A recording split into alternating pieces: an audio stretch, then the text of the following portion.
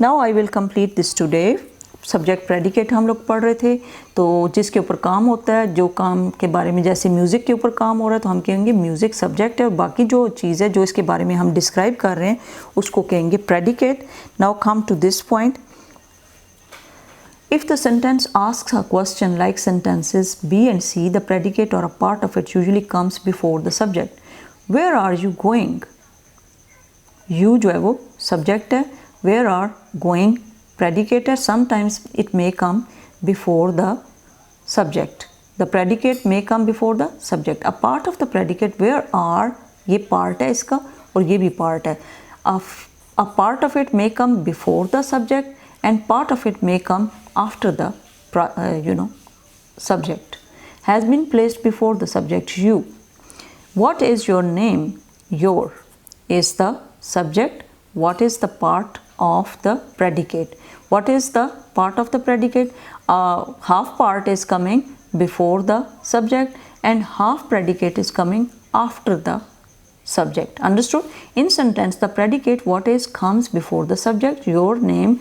If the sentence like sentence D is one in which somebody is being asked, क्या कहा जा रहा है?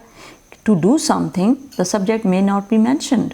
तो subject को कई दफ़ा mention नहीं भी किया जाता at all and is understood. जैसे आप इशारे से कहते हो you please come here and sit, ऐसे you भी नहीं कहते, कहते हो come here and sit. It means that you are calling a person who is you. You can also say you come here and sit. What an exciting match that was. Now match is the subject. The speaker is expressing a strong feeling, excitement. Express कर रहा है excitement, खुशी. And so a part of the predicate what an exciting match comes before the subject. That, अच्छा that के पहले ये आया और that is the subject और match जो है वो एक predicate है. What an exciting match that was. That is the subject. You must not confuse by this change in the normal order of the words, for how we arrange the words in a sentence depends on what we want to say about the subject and how we say it. और आपने इसकी जो है ना तरतीब, उससे बिल्कुल भी कंफ्यूज नहीं होना, बिकॉज इट डिपेंड्स ऑन कि कहाँ पे इसको यूज़ करना चाहिए. So the sentences we begin with may be separated into subject and predicate in this way. Subject, birds are flying in the sky. Birds is the subject. Predicate is the are flying in the sky. He, where does he live? He जो है वो हमने इधर separate करके लिख दिया. Where does he, क्योंकि दरमियान में आया था तो he जो है वो subject है.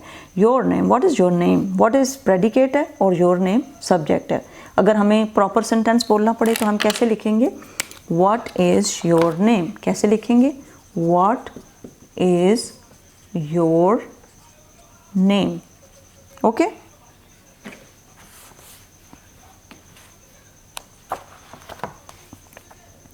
Now you sit on the bench there.